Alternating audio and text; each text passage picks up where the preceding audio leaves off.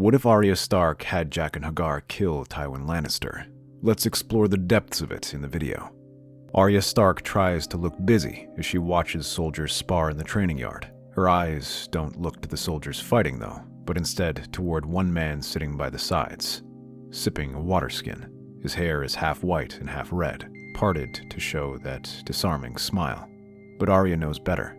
She knows he is a killer underneath that smile, one who has already killed for her twice. She was about to ask for his help escaping, but then another thought crossed her mind. She could kill anyone, which meant she could end the war in a stroke with the right name. She spent hours thinking about who to name. At first, she wanted the Mountain, but he wasn't important enough to lead armies. Then she thought of Joffrey, but she recalled her time with him. Although he's a king, he is cowardly and weak. His death won't change a thing. But there is one person. A girl is here. Does she have a name she wishes to speak? Arya looks up to see the Lothari standing before her, that same smile on his face. She freezes and nearly bites her tongue as she regards the man. It is hard to trust him with the Lannister armor he wears, but swallows those doubts behind. A girl, I do. The girl has one name. Say it and they shall die. Tywin Lannister. The name is said, and it shall be done. The man shall die. When? When the time is right. Soon, perhaps. A day or a fortnight. But the man shall die. It is an unsatisfying answer for Arya, but she doesn't have much way to protest and simply nods her head. Without another word, she turns back and returns to her duties, hoping the other guards don't see her. However, her disappointment only grows as she hears that Tywin is marching out. Despite their best efforts to make Harrenhal livable again, the Old Lion has decided not to remain there, but instead return westward. Robb's victories in Oxcross and the Whispering Woods have spooked his bannermen, and many now urge him to return home as their lands are at risk. Soon after, most of the army marches out, but a small garrison is left to watch over Harrenhal, including the brave companions. Arya is among those left behind to continue repairing the castle. The battle roars like a storm around the Red Fork, the river churning with bodies and blood as the air is filled with the clang of steel and the screams of dying men. Tywin Lannister watches from atop his destrier, yet he pays little attention to the carnage and instead focuses on the losses and potential. He's attacked several fjords, searching for any weak points, but was always met with the same stubborn resistance that sent his men scurrying back. That is except for one fjord near a stone mill where Sir Gregor managed to force a crossing and now has a tenuous foothold. Tywin raises a gauntleted hand, signaling his reserves to run at that point. If he can widen the gap, it might be enough to get his men across. His lips curl into the faintest smirk. Edmure is eager for battle, but it is clear he is not his nephew. As his banners flutter in the air, signaling his men to advance, a figure slips behind him. Jaqen Hagar watches the guards melt away around the Old Lion, his fingers dipping the arrowhead into a small vial before knocking it to the string. The blackened tip glistens. Tywin's focus never wavers. He tracks the tide of battle and sees the shift, the moment when his men will break the enemy line. He opens his mouth to call another order. The arrow whispers through the air. A sharp sting bites his shoulder. The realization is slow, sluggish as his mind is wading mud. He tries to speak, but no sound comes. His vision wavers, dark edges creeping in. Suddenly his armor feels very heavy, and he struggles to remain upright.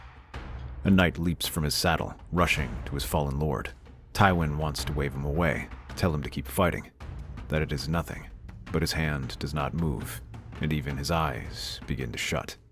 Jaqen is already disappearing back into the thickets, leaving the Seven Kingdoms behind him. News reaches Arya soon after. There is only one thing that's on everyone's lips. Tywin is dead. Rumors abound as to what happened, whether it was a stray arrow, an assassin sent by Lord Edmure, or perhaps a rebellious bannerman who blames him for the destruction of his lands. What is beyond dispute is the fact that he is dead. As soon as his army got word, chaos ensued. While Sir Kevan tried to take command and largely was able to retreat in good order, the army began to fracture.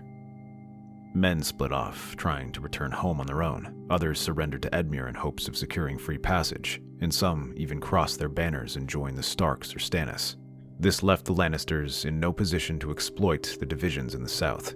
Although Tyrion presented a marriage proposal offering Joffrey to Marjorie, it is difficult for the Tyrells to trust in what the Lannisters promise, with Tywin dead and their army fracturing. Instead, they offer to treat Stannis, offering to bend the knee to him so long as their alliance with Renly is forgiven.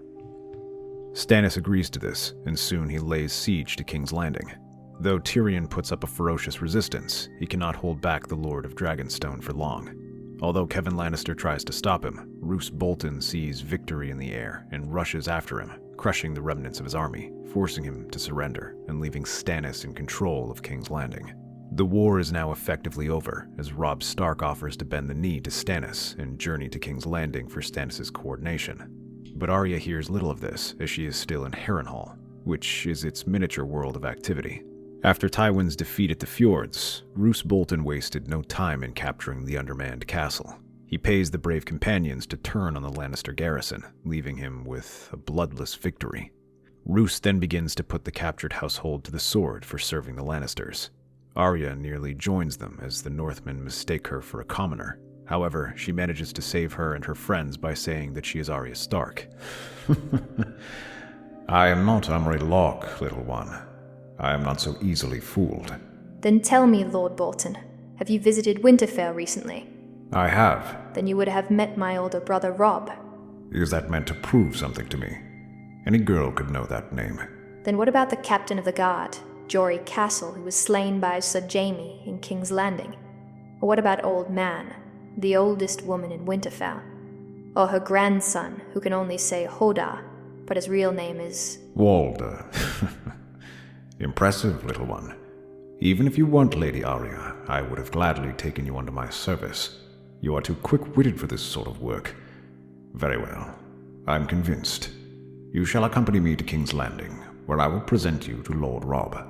True to his word, when Roose departs, Arya is in tow. The Lord of the Dreadfort keeps a close eye on her. From being a simple servant, she is now a guest of honor. He invites her to dine with him, and his servants tending to her. Even her friends are treated well, receiving baths and fresh clothes, as well as being exempt from work. However, Roose takes a keen interest in her, more than just because she is his liege lord's sister. He questions her on how she managed to escape, learning how she snuck out of King's Landing and managed to survive so long without allies or on her own. In the end, he asks if she wishes to continue learning to fight after everything she saw. Arya says she does, becoming more determined than ever after seeing all the destruction the Lannisters wrought. Roose Bolton is impressed, and by the time they arrive at King's Landing, a plan forms in his head. He simply promises Arya that she may get her chance to hone her blade under his service. Amid the grandeur of King's Landing, banners of orange and black drape the streets, along with the fiery heart of Stannis, as the city prepares for the coronation. The damage is being repaired, and it hardly seems as though there was a siege a few weeks back. Within the Red Keep, Arya stands among familiar yet distant faces, her family. The reunion is warm, their embraces tight, but sadness lingers beneath their joy. The sack of Winterfell has left its mark on all of them, a wound that time may never fully heal. To make matters worse, Sansa is nowhere to be seen. Despite Stannis' capturing the city, he did not find a trace of her, even as he sent his men searching for her all across the surrounding countryside. Little does anyone know that Littlefinger had secretly smuggled Sansa out of the city, speeding up his plan once he saw the city was lost. Arya, I never thought I'd see you again. I had no idea what happened to you. Mother, Robb, I'm so glad to see you. You wouldn't believe what happened to me while I was gone. Father, he's... We know. Hush now, child. Today is a happy day. You and your sister are alive, and that is all that matters to me right now. Arya can only nod, overwhelmed by the emotions and looking at them. Tears sting her eyes, but she manages to smile and looks over at her family. They are much fewer than before, but she is still so happy to see them and embraces them. Lord Bolton, House Stark is forever in debt for this service. You are most kind, my lord. But if I may suggest, though the Ironborn have been driven from Winterfell, it might be best if Arya is made to ward in my lands until it is safe. And to tell the truth, I have grown quite fond of her on the journey here. You have been nothing but loyal since the start of this war. I will grant you this boon as long as Arya agrees. Arya hesitates, but ultimately agrees. The war has changed her, and she knows she must grow stronger. She glances at Robb, at her mother, and though they are reluctant to part with her, they do not protest. She is not the girl she once was, and they understand. Meanwhile, negotiations with Stannis Baratheon move forward. Thankfully, peace talks seem to be going well, as once they bend the knee, the new king is willing to accept their fealty and even offers some aid in driving back the Ironborn as the realm is united once more. One lord who stands a bit higher than most is Roose Bolton. His victory in capturing Harrenhal and defeating Sir Kevan has made him a hero in the Seven Kingdoms. As the Northmen return home, Robb breaks off with the main army, intent on driving back the remaining Ironborn from their coastal strongholds like Deepwood Motte and Torrens Square. In the meantime, Catelyn begins rebuilding Winterfell.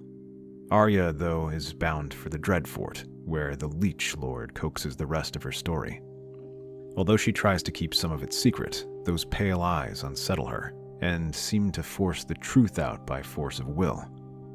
By the time they reach the fortress, Roose has learned about Arya's list of names, Jaqen Hagar, and the training with Syrio Forel. Oddly enough, the pale-eyed lord doesn't seem skeptical about this. He seems intrigued, and says that what she is describing is a faceless man. At the Dreadfort, Arya's training begins. Roose does not teach her how to swing a sword like a knight, or how to fight in the open field. Instead, he teaches her patience, the art of silence, and how to observe everything without being noticed. It is something just as important, but perhaps more tricky: how to become an assassin. She learns how to move unseen, how to read the smallest gestures in others, and how to listen for the truth hidden in lies. He places a knife in her hand, instructing her on the best places to strike for a quick, quiet kill. He teaches her how to extract information, sometimes with words, sometimes with steel. Arya does not flinch from what she sees. The horrors of Harrenhal have hardened her, yet when she asks to do it herself, hesitation creeps in. Roose makes her stare at the flayed man on his banners for hours, getting her used to the sight. He reminds her that the flayed man is more than just a symbol, it's a way of ruling, one that has served House Bolton well for many years. A peaceful land, a quiet people, and sometimes the only way to do that is through swift justice. Not with knights in a trial by combat, but by a blade in the back. It is why even the Crown employs the Master of Whispers to ensure that no secrets are truly kept hidden. Arya hesitates in some ways. Roose reminds her of Tywin, but also of Jaqen. Soon enough, he puts these words to the test by presenting Arya with a captive, a thief arrested within the Dreadfort's lands. Arya is not instructed to torture him for information, but simply to provide him with the required punishment. Her hand wavers and her stomach churns. Roose watches her carefully, his dead eyes staring until she manages to slash her knife down and take his hand off, letting the limb flop to the ground. Once the deed is done and the man led away, Roose places a hand on her shoulder, neither pleased nor disappointed. A lesson learned too late is death. But whatever these lessons teach her do not leave her prepared for Ramsay Bolton. He watches her, always, his sharp eyes full of something dark and eager. He grins when she refuses to meet his gaze, taking her defiance as a game. He speaks to her in mocking tones, slithering closer each time they are alone until they are mere inches from each other. He cannot tell whether he despises her or is infatuated, or which is worse. Unfortunately, it seems like Ramsay won't leave her alone. Perhaps it is her willingness to inflict pain on others, or her ability to handle a knife and sword, or simply her family name. But he follows her around, keeping a close eye on her.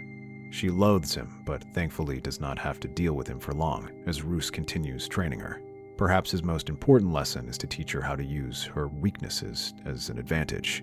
As a child, she cannot face grown men in head-to-head fights, but she can use it to defeat them. Few men will kill a child on a whim. They will yell at you, frighten you, or threaten you, but there is always hesitation. Use it. Take that moment to drive your knife into them. Turn it into your greatest advantage. In many people's eyes, you are beyond question. Remember, anyone can defeat a water dancer, so long as they do it in the first strike. Arya takes these lessons to heart and begins sending her out on missions. These start as areas around his land, hunting down people who threaten the peace, criminals, thieves, drunkards, rapers, and disobedient men-at-arms. Arya is sent to deal with them quietly, quickly, without being noticed. Rather than rush into these fights, she lies and waits for the perfect time to strike. Whether it's when an unruly soldier has drunk himself into a stupor, a thief flush with victory, or a criminal as he sleeps. She moves in the shadows, knife in hand, fulfilling her lord's orders with growing skill. Each time she returns, though, after a fresh kill, Ramsay is waiting for her, a wicked smile and a crude jape on his lips. Yet Roose is less responsive, offering only a cold nod. As this training goes on for months and the lands grow quiet, Roose decides that the time has come to begin putting Arya's skills to the test with one final challenge. She expects to be sent out to kill a rebellious vassal or a vile criminal, but instead, Lord Bolton simply takes her by the shoulder and guides her to the dungeon. A shudder runs across her body as she realizes this is Ramsay's torture chamber. Although the Leech Lord assures her that he is out on an errand, it still does not put her at ease. Inside, there is a single figure tied to a set of wood, spread eagle. His hair has turned white and stringy, while several of his teeth and fingers have been removed. Arya's stomach churned as she stared at him. She has seen torture, but even this is too much for her, and she can barely look. She shivers at the sight of them and looks away. He seems especially horrified when he lays eyes on Arya. It takes a moment to realize who this figure is. Theon Greyjoy. However, Lord Bolton's commanding glare is enough to force her to look once again. But the more she looks at him, the more her anger boils over. She remembers what Robb said about Winterfell, how it was the Ironborn led by Theon who captured and sacked it, and how it was Roose Bolton's men who freed it. This is your final challenge. Learn the truth from him. You may do whatever it takes. Theon. No. My name is Reek. Your name is Theon Greyjoy. Don't lie to me. I'm not lying. I swear my name is Reek. It rhymes with leak. She stares into his eyes, her fingers twitching around her knife. His eyes are wide with fear, manic and uncertain. She remembers what Lord Bolton tells her, that there is a difference between the truth and what people believe is the truth. Then how did you end up here? Lord Ramsay Bolton captured me after he won the Battle of Winterfell. What happened in the Battle of Winterfell? She looks deep into his eyes and sees the truth, but she watches him carefully as he recounts the rest of the story. He says that he cut down Sir Roderick during the parley, how he had his men ambush and kill the Northmen, and it was Ramsay who arrived and rallied the Northmen during the battle. As he speaks, his eyes become manic and his voice hoarse. Arya can tell he's lying and then slaps him. Liar! What did Ramsay do? It's the truth. I swear, it's the truth. I know. Her fingers clench up, and she's tempted to drive her knife into his shoulder, to strike him and force him to talk. It would feel so good, she tells herself, as she can feel her blood boiling. The room seems to spin and turn red. She clutches her temples as she can almost hear Ramsay's voice egging her on, telling her to do it. Theon trembles and tries to back away, squirming. She thinks back to the Tickler and Sir Gregor, reminding herself how they got people to talk and confess. She thinks of all the ways they broke people. But as she sees Theon sobbing, she realizes he's already broken, and those mocking words fall away. She drops her knife and levels a hard, contemptuous gaze on him. The truth you know, but not the truth. Very well. If you won't tell me, then I'll tell Lord Bolton that you've misbehaved. No. If Lord Ramsay hears this, he will be very displeased. If you fear Lord Ramsay more than Roose Bolton, then you deserve to be up there. Soon enough, his sobs fill the room as Theon pleads and begs. But as Arya turns around and prepares to leave, the truth comes out. He says how Theon had sent Ramsay out to gather reinforcements, and how he betrayed the Northmen and then the Ironborn. By the time he's finished, Arya nods and offers him a drink of water, thanking him for telling her. Theon begs for her not to tell Ramsay, but then she leans in close and promises that she will not let him hurt him. The halls of the Dreadfort are eerily quiet. Arya moves like a shadow, her steps soft on the cold stone floors. Roose Bolton is gone, off on an errand, leaving Arya alone. She drags a finger across her dagger and steels herself. She has killed before, quick, clean, without hesitation. But Ramsay is different. He is a monster, one who needs to be put down. Suddenly, the door opens and Ramsay makes his way inside, chuckling to himself. Arya doesn't trust herself to breathe, as if afraid he would hear it. Instead, she moves closer and raises her knife. Ramsay suddenly turns to her and smiles when she is a foot away. I've listened to these halls for years. I recognize every shadow. You do take after me, you know. My little shadow. You should have let me teach you properly. Arya freezes, her heart hammering in her chest. He knew. Her blade flashes toward his throat, but Ramsay is just as quick. He twists away, grabbing her wrist and wrenching her forward. She grunts as he slams her against the wooden table, her dagger clattering to the floor. Too predictable. You should have slit my throat while I was sleeping. A shame. You would have made a fine wife. Rage ignites in Arya's chest. She thinks of Sir Roderick and her brothers, but then she finds herself thinking of Theon. She drives her knee up, slamming it into his gut. Ramsay stumbles back, laughing, but Arya is already reaching for another knife tucked in her belt. She lunges, the blade sinking into his side. That was a good one, but not good enough. He reaches for his sword, but Arya pushes him down with all her might. Though he does topple, the tip of his blade grazes her arm and leaves her wincing. He tries to get up, slashing at her, but Arya barely ducks underneath it, clutching her wounded arm. She kicks him back and straddles his chest, ripping the dagger from her side, and instead puts it where it belongs, in his throat. Ramsay gurgles. He lunges forward, his body jerking around as he tries to staunch the bleeding in his arms. Arya watches as the light fades from his eyes. Just then, the doors open once again, and Steelshank's Walton appears, telling her the Lord of the Dreadfort will see her. Roose Bolton is sitting in his solar, looking more prepared to sleep than having just traveled. Arya realizes he never left. Why? You've met my boy. After a day with him, I'm sure you can find a dozen reasons as to why he deserves his fate. He was your son. Indeed. That's the issue, isn't it? No man is as cursed as a kinslayer, even to kill one as monstrous as Ramsay. To tell you the truth, I've had little fondness for the boy, and I had hoped that the Ironborn would have taken care of him. But I suppose my thanks are yours. I don't want your thanks. I want answers. Why did you train me? Why are you making me do this? Isn't it obvious? Insurance. Insurance? You are your brother's heir until such a time he can father a son. If the North is to survive, it will require someone who can avoid your brother's mistakes. My brother won the war. What mistakes did he make? No. Your brother won the battles, not the war. And to be sure, he is a gifted commander, brave, charismatic, and intelligent. But ruling and fighting are two different things, as our late King Robert must have figured out. I've seen what others couldn't or refused to see. He was blinded by honor and placed too much value on oaths. If Lord Tywin had not died at the Red Fort, this war may have gone quite differently. Make no mistake, girl. It was you who ended this war with your faceless man, not your brother. He leans closer to her until his eyes meet hers. My lands may be quiet, but the realm is far from peaceful. Even now, the Ironborn remains. Wildlings are massing at the wall, and I sense great trouble beyond our borders.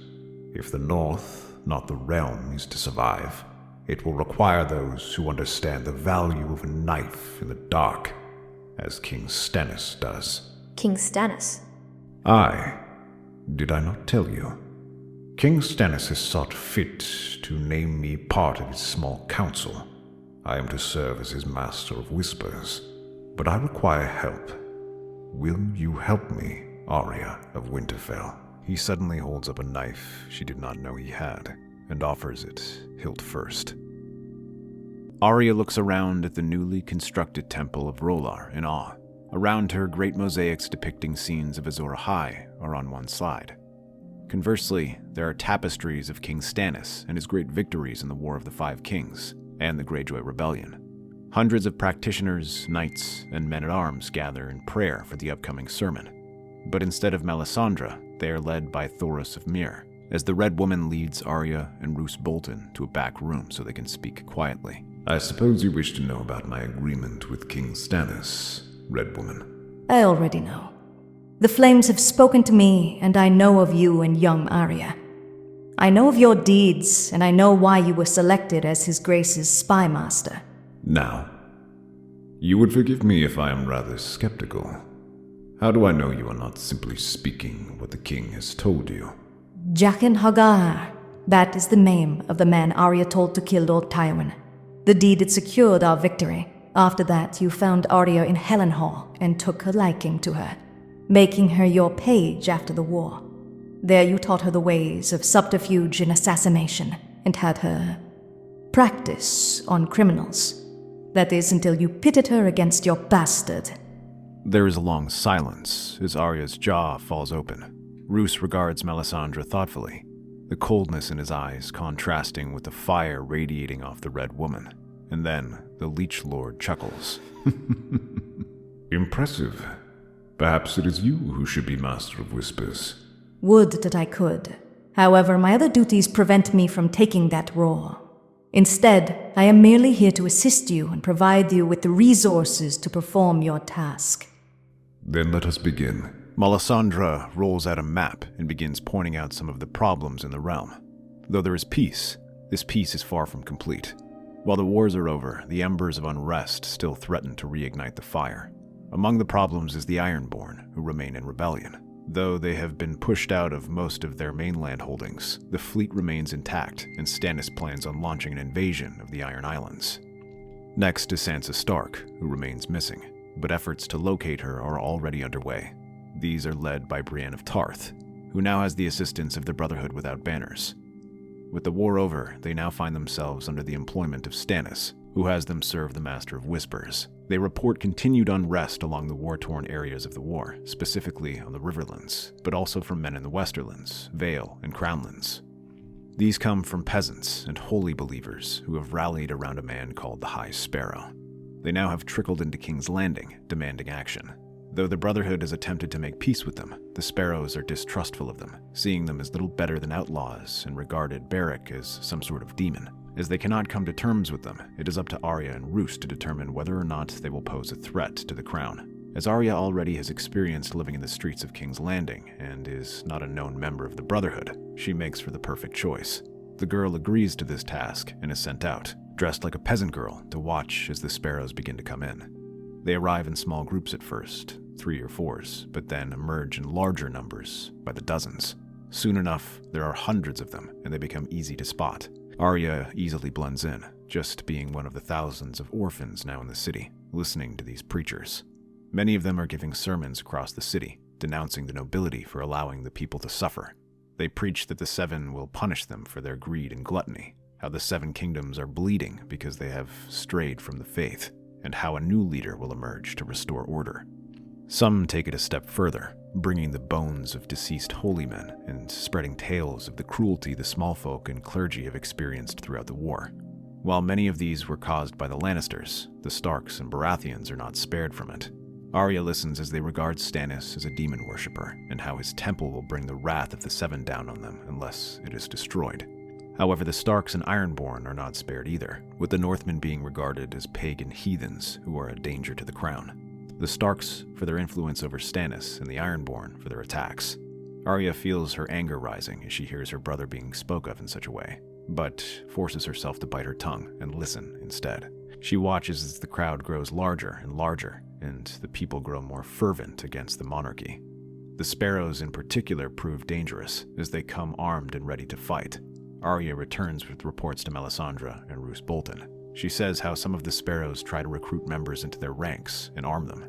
This will give the High Sparrow a private army. She warns that they have turned their attention to violence.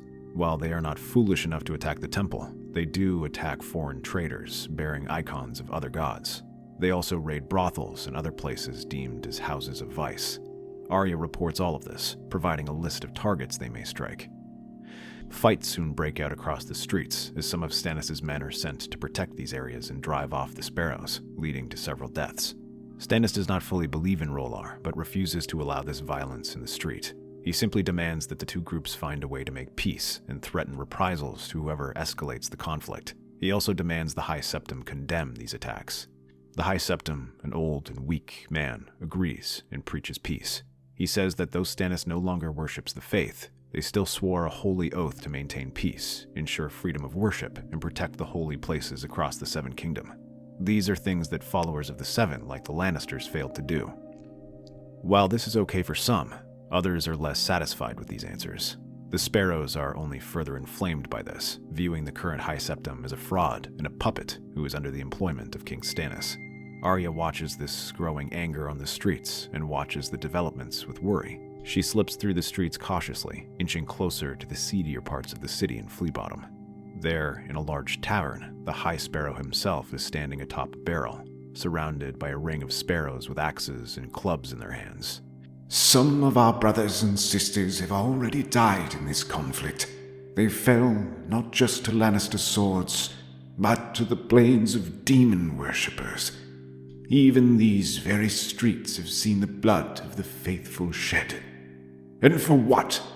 Because they dared to protect their city from the vile influence of foreign gods. A cheer goes up in the crowd, mixed with angry shouts from the Sparrow, urging action.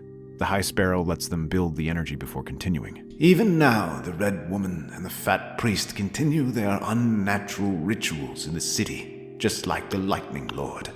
How many more of these walking corpses will fill the city before we decide that action must be had? It is up to the faithful to rise, just as they did against Maegor the Cruel. We must not stand idle while our faith is trampled underfoot. Arya watches closely, her heart pounding and drowning out the cries of the sparrows. The High Sparrow's words are dangerous, filled with the promise of rebellion. He speaks of authority, hinting that true change will only come when the faithful seize power. Arya realizes with a growing sense of dread that they may be planning to overthrow the High Septim. The crowd cheers, their anger now a tangible force in the air. Arya slips away from the gathering, her mind racing with the implications of what she has just witnessed. Arya strides through the cold halls of the Red Keep, finding Roose Bolton seated in the council chamber, his stern face illuminated by the flickering of a lone candle. Melisandre stands beside him, her red eyes gleaming with a knowing light. They're planning something. The High Sparrow condemned the High Septim in a sermon today, calling him a puppet of the crown. He's rallying the faithful to rise up. Like Maegor. Roose listens intently, his jaw tightening. Melisandre's lips curl into a faint smile, as she's been expecting this. We'll not let them undermine our authority. I shall have the Gold Cloaks protect the High Septim. Arya, you've done well. Did I not tell you she would be a useful asset? Indeed. Your work in the Iron Islands and watching Essos has also been useful. I will continue to observe the flames. You, child, shall continue monitoring the activity down south. Days later, the tension boils over. A massive mob gathers intent on storming the Sept of Baelor and forces the High Septim to resign. Arya watches from the pedestal of Baelor, the blessed statue. The gold cloaks surrounding the Sept cross their spears and try to keep the mob at bay. They shove the crowds back, smashing them with spears or hitting them with cudgels. For a moment, this works, as the crowds are cowed by the sight of these men, dressed in oiled chainmail and carrying weapons. But the sparrows have weapons too, and begin to strike them down. They lash out with axes, clubs, and spears, pulling down gold cloaks. They are hopelessly outnumbered, and one by one, they are pulled down and slaughtered. The remaining men of the City Watch retreat deeper inside the Sept, but just as the chaos seems inevitable, a trumpet sounds from the city streets. Suddenly, more men flood the streets. Instead of the mob, these are knights and men-at-arms. They bear the fierce stag of Stannis and banners showcasing the Lord of Light. These knights, followers of R'hllor, close off the streets, catching the mob off guard, and begin to cut their way to the Sept. At the head is Stannis himself, carrying Lightbringer. The sparrows and other followers try to fight back, but they are slowly herded into a narrower and narrower area until they are scattered or dead. The uprising crushed before it can begin. Arya watches all of this from her perch, her heart beating against her chest as she sees the destruction. She had seen violence before, but this was a complete massacre, one she played a part in. But the time is over. She can barely watch, feeling sick to the stomach as she looks away and then stumbles off. In the aftermath, the High Septim emerges from the Sept of Baelor and thanks Stannis for his help. He praises the king and calls him the defender of the faith. The city hears these words, and support for Stannis solidifies. While some are shocked, the support of the High Septim does help tip the scales in his favor. As Arya returns to the Red Keep, Roose is waiting for her, smiling grimly. You did well, child, but I see you are pale. Are you troubled? So many people died in the Sept. What did you think would happen? The king could not have a rebellion at his doorstep. Did the sight bother you? But all those people... It was far from ideal, I will admit, but it saved the realm much trouble. Make no mistake, it was this High Sparrow who wanted this fight. How many people died because of his zealotry? If they were able to begin their usurping, how many more would have died? Blind faith like that has no place in the ruling. Honor, piety, all of those are but chains around your neck. To rule, one must only be guided by logic and the willingness to do what must be done. Arya nods, only half understanding what she's hearing. But she thinks back to the sermons against the Northmen and reminds herself that this man would have killed Robb if given the chance, and returned to his chambers. While Arya was busy in the city, Roose had been making moves across the Seven Kingdoms. With regards to the Iron Islands, there has been much going on there, as Balon Greyjoy died and his brother Euron has now taken over and begun raiding the Reach. He's managed to capture the Shield Islands and makes moves to raid the Arbor and Old Town. The Ironborn proved to be more troublesome than in their northern campaign. Under Euron, they are better led and win several victories. With their fleet still posing a threat, Roose instead focuses on weakening their grip on power. Although many are loyal to Euron and proclaim him king of the Iron Islands, he hears reports that some suspect he may have a hand in Balon's mysterious death. Chief among them is his niece, Aisha Greyjoy, who fled the Iron Islands and wound up captured by some Northmen. Roose ensures she is not executed, but brought before him, so she can serve as a replacement. Not only that, she can help him gather more information. Aisha agrees, knowing that survival might grant her a chance for revenge. Aisha orchestrates a covert mission back to the Pike. Though it is now under Euron's control, most of the Ironborn are out on campaign with a small garrison there. While she doesn't have the manpower to launch an attack, she can raid it. She finds a member of the household still loyal to her and has them open up a postern door in the dead of night. There, her raiders enter the castle and capture several of Euron's crew. These are brought to King's Landing, where Roose examines them and has them brought to interrogation. Though they are all illiterate and mute, Roose still has his ways, thanks to Melisandre. The Red Priestess, ever eager to demonstrate the power of R'hllor, agrees to delve into the prisoners' minds. In the dimly lit hall of the Dreadfort, the scent of burning incense fills the air as Melisandre chants in the ancient tongue. Through the flames, Melisandre peers into the fragmented thoughts of these mute prisoners. Flickering, the images dance within the fire. The shadowy outline of Euron's flagship, the silence, cutting through the dark waters. The vision shifts to the sprawling canals of Braavos, where Euron meets with a hooded figure. As the flames roar higher, the figure's face briefly comes into focus. A familiar visage with sharp features, hair half white, half red. Melisandre's lips curl into a knowing smile. The crow's eye seeks death's favor. He has hired a faceless man, one whose face I recognize. The one your girl, Arya, calls Jaqen. Roose smiles and thanks Melisandre for this knowledge.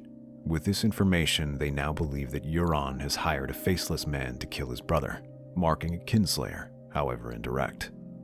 However, they know they cannot present this story directly, or Euron will simply challenge it and quash any dissent. Instead, they started off as a rumor. In the alehouses and taverns, the seed is planted, bits and pieces of information with grains of truth. It starts with the question of the strange man who was seen in Lord's Port a few days before Balon's death, but then more bits of information surface. They question how strange it is Balon managed to fall to his death despite his years of experience walking those bridges. Between that and the sight of a strange man in the castle, it does not take much to get the men talking and connecting the dots. Only then, when rumors abound of who might have killed an assassin to kill Balon, does Roose's spies drop the name Euron. But then, the fire was burning too bright to simply stamp out. It makes too much sense, the spies say. Euron is a man with a cruel and savage reputation. Killing his brother would not be surprising, especially when it gives him the crown. Even his supporters begin to falter. Though they had backed Euron, as a kinslayer, he would be cursed among the gods. Aeron and the drowned men jump at the opportunity, denouncing Euron and calling him a monster. Soon enough, some of the Ironborn begin to slip away from his invasion fleet. They take whatever loot they can get and sail back to the Iron Islands, reducing his strength and destroying his momentum. This allows Stannis to gather his royal fleet and the Redwine fleet to crush him in a proper battle. A land invasion soon begins, and the Iron Islands are subdued with force, with Aisha Greyjoy made their new ruler. Just as things begin to quiet, Roose begins turning his attention to Essos, looking to the threats of the Targaryens. While this is happening, Arya allows herself to relax a little bit and enjoys the peace in King's Landing. After weeks of seeing nothing but chaos and destruction, the quiet is welcome. While the Lord of the Dreadfort continues to make her rounds around the city, or training to use swords and daggers, she has no spying operations or assassinations. The last few months have hardened the young girl. While she's always been perceptive, she went quiet and observant, listening to the people around her closely. Even within the walls of the Red Keep, she listens closely to conversations that take place. One evening, as Arya moves through the dimly lit corridors of the Red Keep, she overhears a hushed conversation between a member of the Brotherhood Without Banners and Melisandre. The man reports that they have a possible lead on Sansa Stark's whereabouts. Some small folk from the Vale claim to have spotted Littlefinger traveling with a pretty young lady who matches Sansa's description. While this doesn't mean much at first, and shouldn't have been taken too seriously on its own, there was one thing that got their attention. Lysa Arryn herself came to greet them and escorted them back to the Eyrie. Arya's heart races at the news. She approaches Melisandre once the man heads out. I want to go. If it's truly my sister, I'll know. I'm the only one who can be sure. Melisandre studies Arya for a long moment, her red eyes gleaming in the torchlight, before nodding. Lord Bolton has not agreed to such a mission. There is a chance this might just be nothing, child. Why not remain here and enjoy the quiet? Lord Bolton brought me here to learn the ways of spying. If I am to use these skills, I should be allowed to put them to use. This seems like the perfect place for it. Very well. There is unrest in the Vale, and your presence may prove useful. Melisandre arranges for Arya to join the household of Lady Anya Waynwood, one of the Lords Declarant opposing Littlefinger's rule. Posing as a distant ward under Lady Waynwood's care, Arya will accompany her to an upcoming council meeting in the Eyrie, where they hope to confirm the identity of the young woman traveling with Littlefinger. Arya accompanies Lady Waynwood through the stone corridors of the Eyrie. The two women walk side by side, with Arya standing quietly behind Lady Waynwood as she discusses the progress of young Lord Robert Arryn's stewardship under Lord Baelish. The boy's health remains delicate, but he's showing some improvement under Maester Coleman's care. Perhaps it may be best to begin instructing him in the ways of sword and lance. True, though I would hate to risk his health now.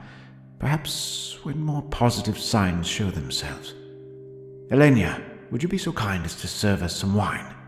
Arya's heart nearly stops when she spots Sansa entering the room, holding up a flagon. Sansa's hair is dyed a darker shade, but Arya would recognize her sister anywhere. Their eyes meet across the room. For a moment, time seems to freeze, but neither girl makes a move, both maintaining their composure, well aware of the dangers around them. The meeting proceeds with formalities and discussions about the Vale's stability and Lord Robert's condition. Arya listens intently, but her mind races with thoughts of Sansa. She spares a glance every time she gets it, trying to confirm if it is her. She is sure Sansa is doing the same. Once the meeting concludes, Arya maneuvers through the crowd, finding a secluded corner. Moments later, Sansa appears, her face pale as if she's seen a ghost. They stand in silence. It's really you. Arya. They embrace briefly before Arya pulls back, exchanging apologies for how they treated each other. But soon Arya's expression turns serious as she asks how Sansa ended up here. The girl explains how during the sack of King's Landing, Ser Dantos had spirited Sansa away from the capital, allowing her to escape to the Vale where Littlefinger had been hiding. Meanwhile, Arya recounts everything that has transpired. Roose Bolton's control of the north, Stannis' hold on King's Landing, the defeat of the Sparrows, and the shifting alliances. Sansa listens, her face growing paler with each revelation. Peter never told me any of this. He said the North was still in chaos, that it wasn't safe to return. He's been lying to you, Sansa. The North has been safe for months. The Ironborn were driven back, the Wildlings were defeated, and Robb made peace with Stannis. Mother has already rebuilt Winterfell. Why? What does he gain from this? I don't know, but we won't let him get away with it. When Arya leaves with Lady Waynwood, she sends her letter out, confirming the rumors to Melisandre, who soon sends a small detachment from the Brotherhood, led by Brienne of Tarth and some Winterfell men. Arya makes sure they arrive just as the Lord's Declarant is there to meet with Robert Arryn. But as they discuss the possibility of sending one of their masters at arms to train Robert Arryn, the doors open and Brienne of Tarth steps inside, accompanied by an escort of Waynwood men and 2 of the Brotherhood without banners. Forgive this interruption, but this woman came to my castle with the strangest story. She says she was searching for a highborn girl of 3 and 10 years, with blue eyes and auburn hair. Naturally, I thought of Lady Olenna. Littlefinger's composure wavers, but he quickly regains it. How kind of you to recall my daughter.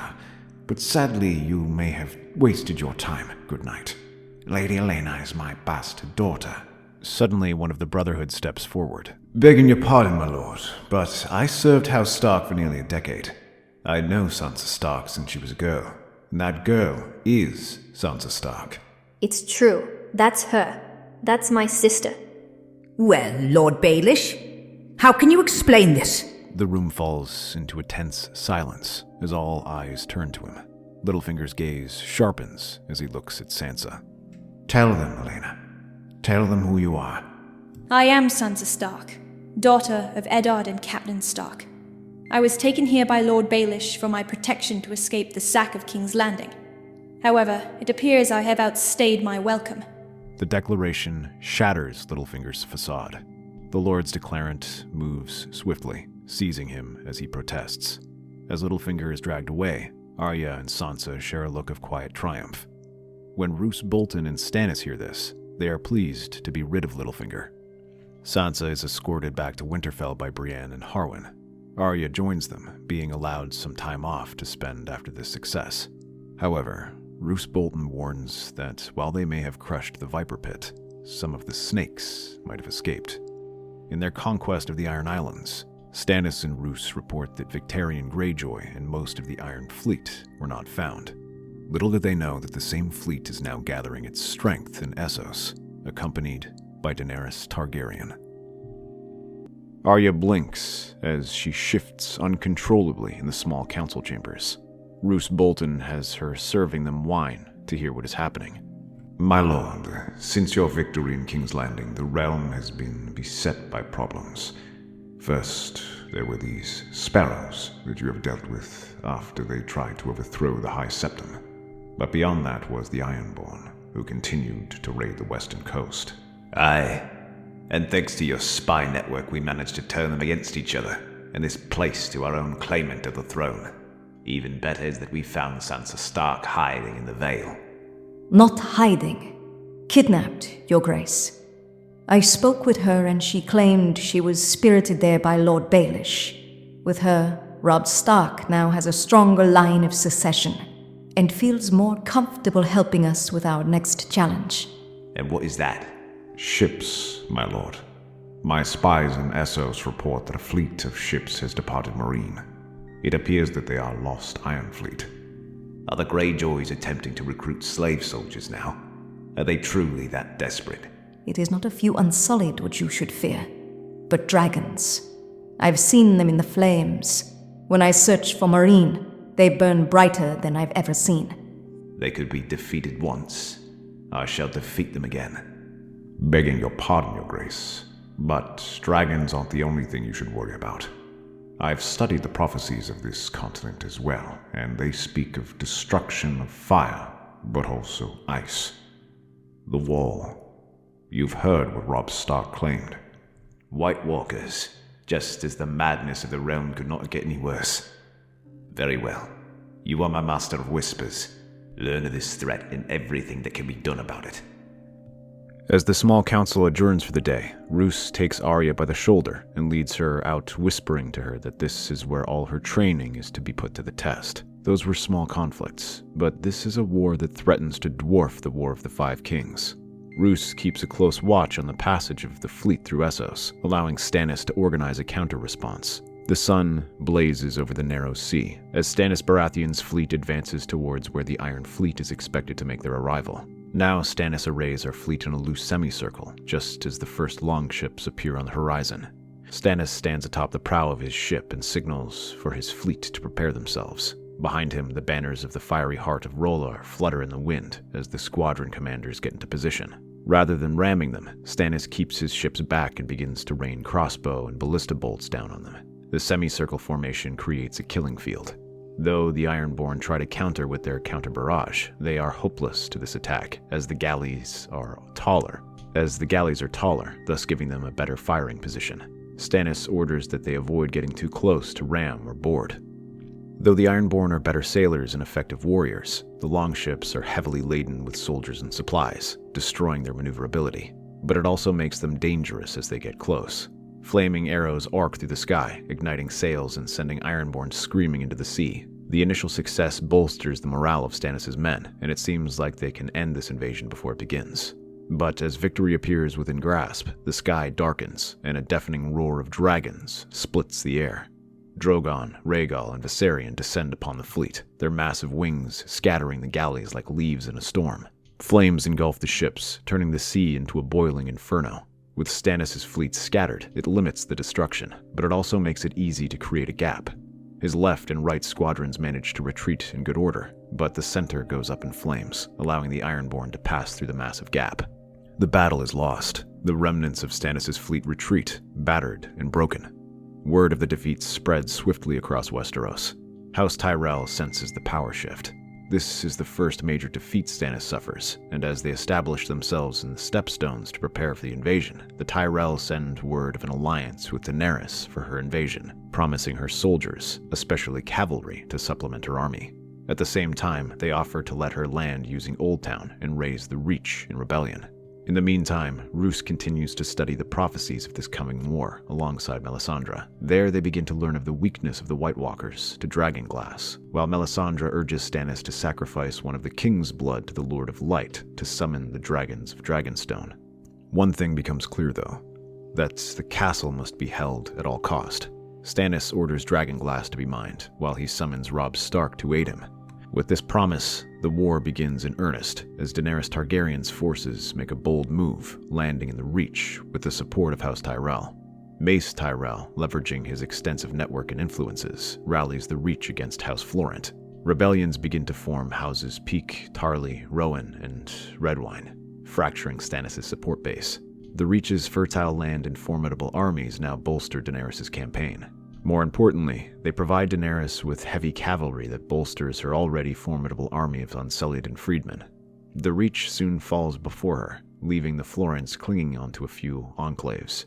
The Dornish launch a limited counter-strike, managing to strike at a few marcher houses, but lack the strength to truly challenge them. These armies now march north to the weakened Westerlands. The Ironborn, under Victarion Greyjoy, seize the opportunity to invade from the north, swiftly conquering the Iron Islands from Asha Greyjoy. Though she might have been made queen, Victarion's name still flies higher to the men of the Ironborn, and they rally to his side. Soon, they raid the western coasts, seizing coastal castles and leaving the entire west under threat. The coordinated assaults stretch Stannis' forces thin, forcing him into a precarious position. With his fleet bloodied, and with Lannister, Iron, and Redwyne fleets under their control, Stannis cannot risk a naval strike, and instead calls on Robb Stark to join him as he gathers a host of Dornishmen, Stormlanders, and Crownlanders to try and retake the Reach. The Dornishmen's small offensive suddenly gets a massive boost as Stannis arrives, allowing them to challenge the Reach forces properly. Though the Unsullied are feared, Stannis takes advantage of their weaknesses, clearing out their cavalry support and raining arrows on them which they cannot counter. This works in several battles, resulting in serious casualties. It is just in time, too, as Robb arrives south with an army and begins rallying the Valemen and Rivermen. He aims to strike south to Fairmarket and join with Stannis. Together they will have a force that can reconquer the Reach. However, Daenerys' dragons become the great equalizer. They fly from the Westerlands to the Reach, preventing them from consolidating their forces. The dragons launch a fiery assault and a series of attacks that scatter Robb's army and force him to retreat. During the most brutal of these battles near Cider Hall, Robb tries to rally his men in a counterattack, urging his archers to open fire, but is thrown from his horse and tumbles to the ground, barely able to escape and gravely injured. Yet Daenerys does not let them off so easily. She recalls that Robb is the son of Ned Stark and pursues his army relentlessly as they are driven back to the Riverlands and then further east. Meanwhile, Victarion takes another force to strike at the north once more, hitting them while their warriors are down. Daenerys follows close at their heels, chasing them all the way to the Crownlands. The news of Robb's injury reaches King's Landing, sending ripples of fear and uncertainty through the city. In the Red Keep, Melisandre seeks an audience with Roose Bolton and Arya Stark. With her ominous, fiery gaze, she reveals a dark and desperate solution. She can awaken dragons of their own using the king's blood. Roose remains silent for a long moment, pondering the implications of this as he offers a possible solution. King's blood, you say? I may have a solution to our crisis. A broken king, and one likely not to be missed. During the War of the Five Kings, Balon Greyjoy called himself King of the Isles. That makes his son a claimant to his throne. Theon? You would burn Theon? I would burn a traitor, Arya. One who murdered your brothers, who betrayed your family's trust. In truth, Stannis and Robb may thank us for it. If you think that, then you don't know Robb at all. Oh, I do. And if I told him this plan, he would think me a monster. He would look for another way, and the North would bleed for it. And he will find a way. He's done so every time. Robb is but a boy, and even his luck must run out. All the boldness in the world cannot save him from Dragonfire. It didn't in Cinder Hall, and it will not again, unless he is prepared to sacrifice his entire army for victory. But would you trade 10,000 lives for honor? So you can sleep at night, telling yourself you are an honorable fool? Or will you let those 10,000 return home to their families, while being their knife in the dark? Theon is broken in mind, body, and spirit. Perhaps this will be kinder. King's blood. Perhaps the Lord of Light will approve of this sacrifice. Steeling herself, Arya approaches Theon. Although Roose offers to make the arrangements himself, she insists on taking care of it for him. She finds Theon just the way she remembered, broken, scared, and weak. He squirms away from the sight of her, but Arya pulls him close. You won't have to suffer any longer. You've made your mistakes, but now is the time to make it right. She offers him a drinking skin containing his favorite wine. His eyes widen and he drinks deeply as he's unchained and brought to Dragonstone. Stannis leaves his army to go with them to witness the ritual. But with his fleet decimated, Dragonstone remains largely vulnerable, and Daenerys decides to take a gamble by taking a flotilla to attack it and use it as a staging ground to attack King's Landing. As the ritual begins, she watches the flames start to grow around Theon. The prisoner screams and thrashes wildly, his body struggling against the chains while he howls for mercy. But just as they begin to touch him, he begins frothing at the mouth and slumps over, dead before he can feel any more pain. Arya empties her wineskin and tosses it into the sea. The poison she placed inside ensures he dies swiftly and without prolonged suffering. The sacrifice proves sufficient. The great stone dragon beneath Dragonstone stirs its ancient form, awakening and coming to life. Claws and wings made from stone begin to crack as they move, shaking the rubble off as its eyes, previously dull gray, now flicker with new life, glowing fiery red. As it climbs down from its pedestal, it unleashes an unearthly roar.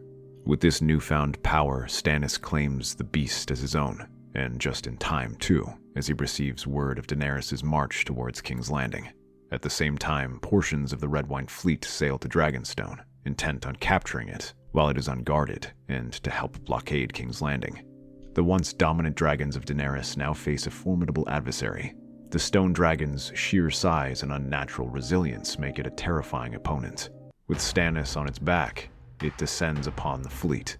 But to their surprise, they find the great stone dragon, named Proudwing by Stannis, descending from above. as it opens its mouth and a great column of fire spills out, burning the fleet to ash or forcing them to scatter. As this attack is recalled, he turns his attention to Daenerys, where her army continues its pursuit of Robb Stark's forces. But the sight of Proudwing finally gives them pause. The battle that follows unfolds with unprecedented intensity. Daenerys' dragons, though experienced and numerous, swarm the massive Proudwing, unleashing torrents of fire and raking their claws against its body, chipping at the stone upon it. But though inexperienced, Stannis meets them with a force of will that is terrifying. He fights them off throughout the night as Robb and his soldiers battle the Reach soldiers below. Then, at last, Stannis scores a lucky blow, as Viserion flies close, slashing his claws against his stomach. Proudwing bites down on Viserion, and while the wound is not fatal, it sends him stumbling to the ground. Seeing this, Daenerys flies down after him, while her army is beaten back. As she disappears to where Viserion crashes, the Brotherhood Without Banners reports her location, and Melisandre sends forth shadowy assassins conjured from her dark magic to finish her off. However, Drogon, sensing the unnatural presence, intercepts and destroys the shadow with his fiery breath. But as Daenerys tends to Viserion's wounds, and the other dragons are out hunting, the white beast sniffs the air and growls, pointing its head towards the woods, where a figure emerges. He prepares to unleash a burst of fire, but Daenerys stops him as the shape becomes clear and reveals a young girl. I saw the dragon. I've never seen one up close before. She kneels and slowly unwraps the bundle, revealing strips of cured meat. I brought something for him. Thank you. You're very brave coming here, you know that? Most people would be afraid. People have to be brave this time, to protect their homes. If not, someone might take them from you. Daenerys, intrigued by the girl's boldness, nods slightly. The girl edges closer, offering the meat to Viserion. The dragon sniffs the offering suspiciously, but hunger and fatigue dull his senses. After a few moments, he eats the strips, his eyes fluttering half shut. Is that why you're here? Yes, in a way. I came to reclaim my home and my throne. It was taken from me long ago. By this king? The one before. He's dead now. Then why do you still fight for the throne? Because it's mine. I've been all over the world and seen injustice and abuse from those in power. If a child is set upon by a pack of hounds, it doesn't matter which one tears out its throat. All the dogs are just as guilty. The girl springs up, drawing a small, sharp knife from her belt and plunges it into her side. The sharp sting of betrayal flashes across her face. I'm sorry, but I cannot let your family hurt another Stark. The North remembers. Viserion rumbles weakly, but struggles to raise his head. Her escape is aided by the poisoned meat that keeps Viserion subdued. The white beast, sensing something wrong too late, roars into the night, but Arya is already gone. With this victory, Daenerys' war effort collapses. The dragons are thrown into a fury and cannot be tamed by anyone. The area where they had nested is blocked off by everyone, leaving the rest of the Targaryen army unable to control them, removing them from the fight. Stannis is quick to take advantage of this opportunity and begins mopping up the remnants of her army. This frees up Roose Bolton and Arya to return north, accompanying the first shipments of dragonglass from Dragonstone. But as they travel there, Roose begins to learn more reports about the Night's Watch. The White Walkers' armies continue to grow, their presence being spotted across the haunted forest from the Bay of Seals. Wildlings who journey there bring stories of being attacked along the way, but never in force. However, the largest concentration is in Hardhome, where a large group of wildlings are waiting for salvation. That is where he believes the White Walkers will be. Mance urges them to be proactive and confront the White Walkers there, rather than let them strike out south of the Wall. Stannis agrees and begins organizing an expedition, and soon after, a chilly wind howls over the icy waters as the fleet approaches the desolate shores of Hardhome. Stannis' ships include many defeated sailors from the Ironborn and Redwine fleet, serving in this desolate environment as punishment. These ships carry soldiers, provisions, and most importantly, Proudwing, secured beneath the largest galley. Just as whites can be carried through the wall, they do the same with the stone dragon. The air was thick with tension, and the tales of White Walkers' growing strength is the talk of their journey there. As the fleet anchors there, they are greeted by the sight of hundreds of sunken-eyed and desperate-looking wildlings, surrounded by a collection of hastily created huts. Their bonfires flicker weakly against the encroaching darkness of the haunted forest beyond. Jon Snow stands at the helm of one ship, as he and Stannis begin negotiations. Rather than join them, though, Roose prepares a dinghy and gestures for Arya to come. Come. Our purpose here is not to ferry wildlings to safety. Arya's brow furrows, but she climbs aboard and they land just a short distance out of town. Together, the two move through the snow-laden woods, away from the chaos unfolding in Hardhome, where she spots a handful of men preparing themselves for battle. But soon enough, these negotiations take a dramatic shift, as the sound of fighting rings out. At first, Arya thinks that the wildlings must have attacked them, but the sight that greets her chills her to the bone, as she sees frozen shapes streaking through the darkness, commanding hordes of shambling corpses.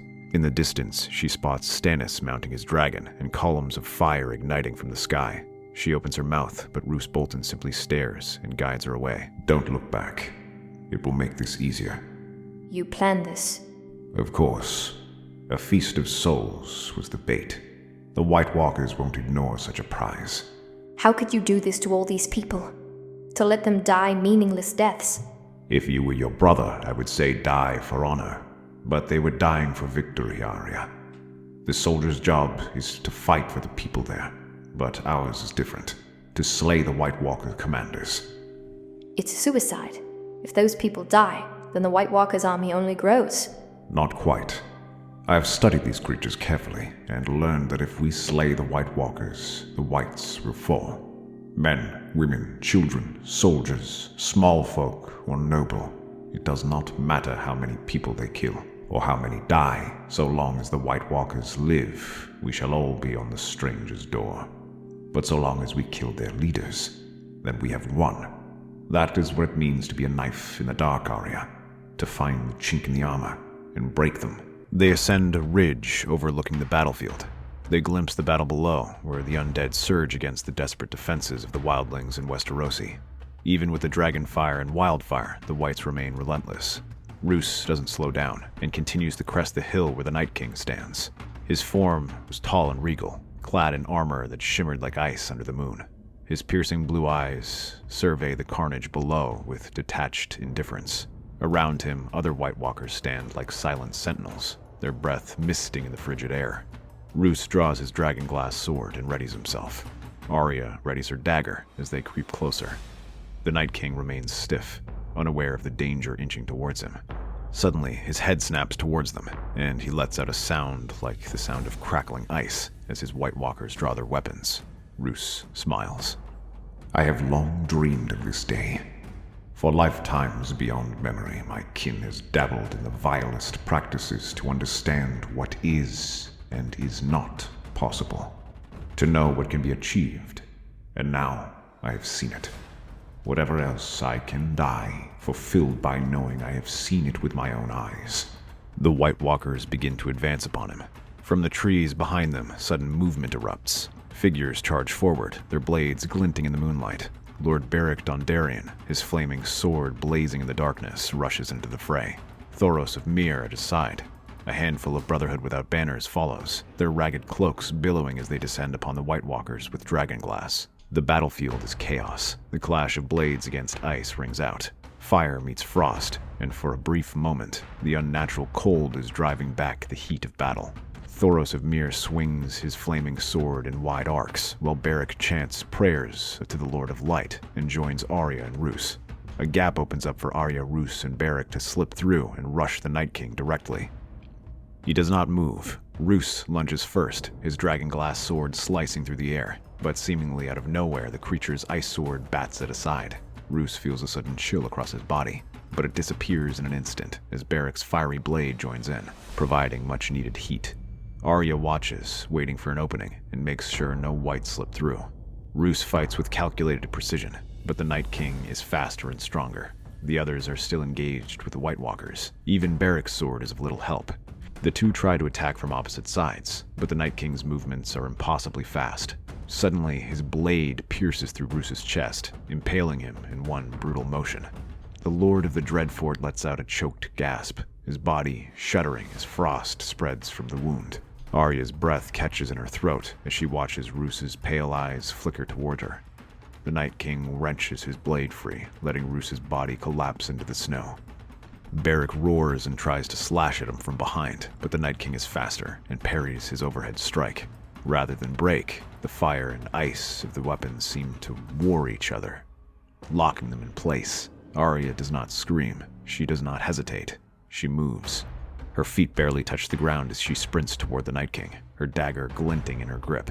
He turns to face her, raising his blade, but Beric grabs him and holds him back until he joins Roose and feels his blade being run through his chest.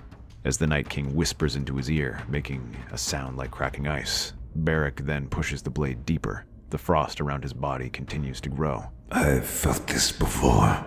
The cold doesn't bother me. Then he grabs the Night King by the neck and holds him firm, making it impossible for him to twist away or pull his sword out. Arya appears behind him. She remembers Roose's words, his training, the North's knife in the dark, the killer unseen. She pivots, driving the Valyrian steel dagger into his side, just below his ribs. For a moment, nothing happens. The world stands still. Then, the Night King shudders. A deep crack spreads across his form. His piercing blue eyes widen, and a soundless breath escapes his lips. He stares down at Arya, as if only now realizing what has happened. The cracks spread, ice breaking apart, light seeping from within. And then, he shatters. The other White Walkers freeze mid-battle, their bodies fractured, their icy weapons falling from their hands before they crumble into nothingness. The Whites let out ear-piercing shrieks as their connection to their master is severed, collapsing lifelessly to the ground. The battle is over. Arya exhales, her breath shaking. She looks down at the place where the Night King once stood. Nothing remains of him but the whispering wind and the fading echoes of the dead. But then she runs to Roose's body, as Thoros rushes to Beric, preparing to revive him once more. But to his shock, the Lightning Lord does not rise. He has served his purpose. Do not dishonor him by bringing him back again. Otherwise, we are no better than these creatures. I need you to serve the living now. What is it, my lord? Stand witness.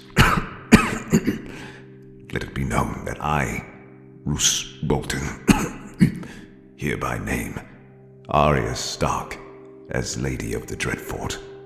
In exchange, she is to grant me one final service. The gift of mercy.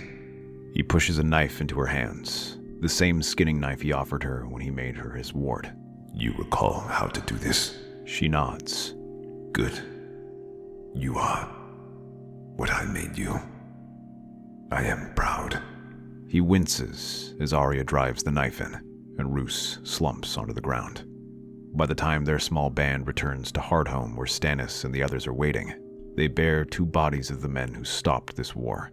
Stannis honors their sacrifice, and as Hardhome is burned to the ground as a tribute to the Lord of Light, their bodies are left amidst the fires to join R'hllor. That's our theory. Westeros is a land filled with exciting stories and possibilities, and we love exploring them. If you want to accompany us on this journey across the Seven Kingdoms and beyond, then please like, share, and subscribe to our channel.